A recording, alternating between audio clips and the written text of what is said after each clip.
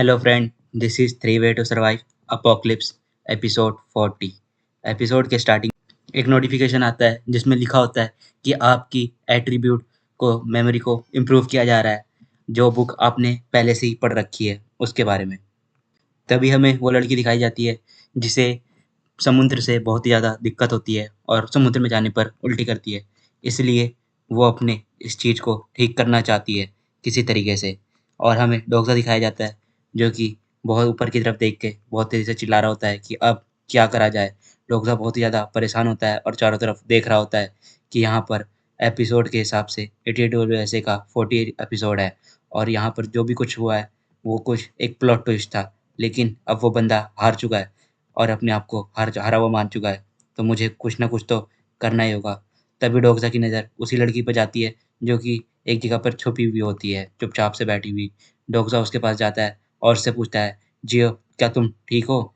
तभी एक नोटिफिकेशन आता है जिसमें लिखा होता है कि वॉलफेयर गॉड जो है वो जियो को कॉन्सलेशन है। वो लड़की बहुत ही ज़्यादा रो रही होती है और कह रही है कि अब मैं कुछ नहीं कर सकती, मुझे सी सिक है, मुझे यहाँ पे बहुत ही ज़्यादा डर लग रहा है। और फिर उस कॉन्स्टलेशन का एक बार और नोटिफिकेशन आता है कि वो जियो को देखकर बहुत ही ज़्यादा वो सोच रहा है कि मैंने किस तरीके के लोगों को अपने लिए हायर कर लिया है।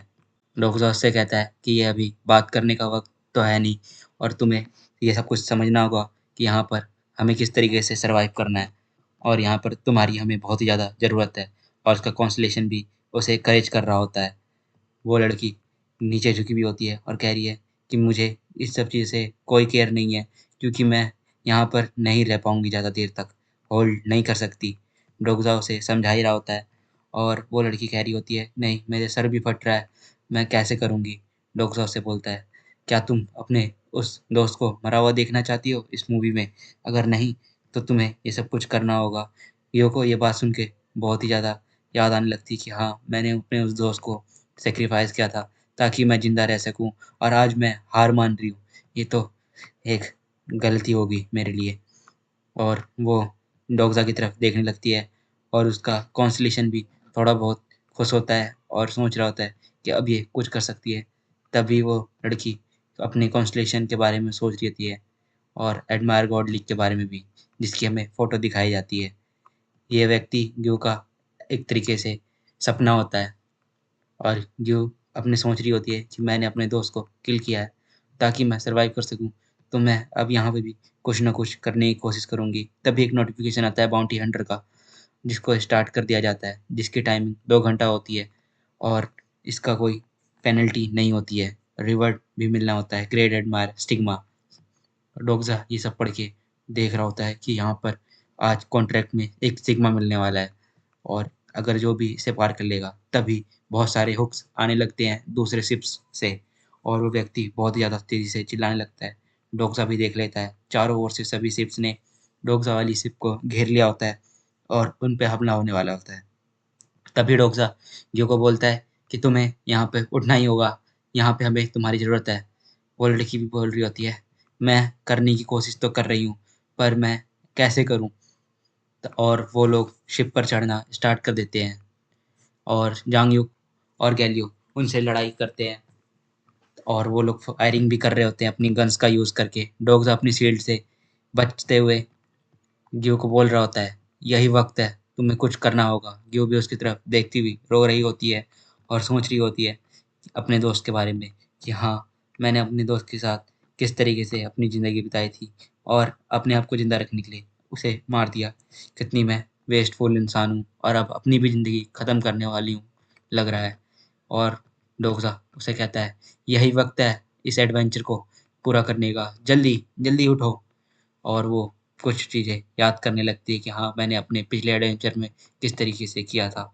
और डोगसा सभी से लड़ाई कर रहा होता है। गैल्यू ओइवान भी, वो लड़की उठने की कोशिश करने लगती है और कहती है, अब मुझे अपने इस डर को ख़त्म करना होगा। तभी डोगसा कहता है कि तुम्हें यहाँ पे मरना है क्या? अभी तक तुमने कुछ डिसीज़न नहीं लिया। तभी वो उसकी अंडरस्टैंडिंग जेलो के ऊपर बढ़ने लगती है और ओमनिशेंट रीडर की एक्टिव स्किल लेवल 2 एक्टिवेट हो जाती है। तभी वो उठती हुई अपने कॉन्स्टलेशंस को रिएक्ट करती है और आगे बढ़ना स्टार्ट करती है और वो बहुत ही ज़्यादा गुस्से में भी होती है। अब मैं इन सभी को दिखा दूँगी। तभी एक बवंडर आने लगता है। वो अपनी तलवार खोलने लगती है। डोगज़ा और गैलियो हुईवान लड़ रहे होते हैं।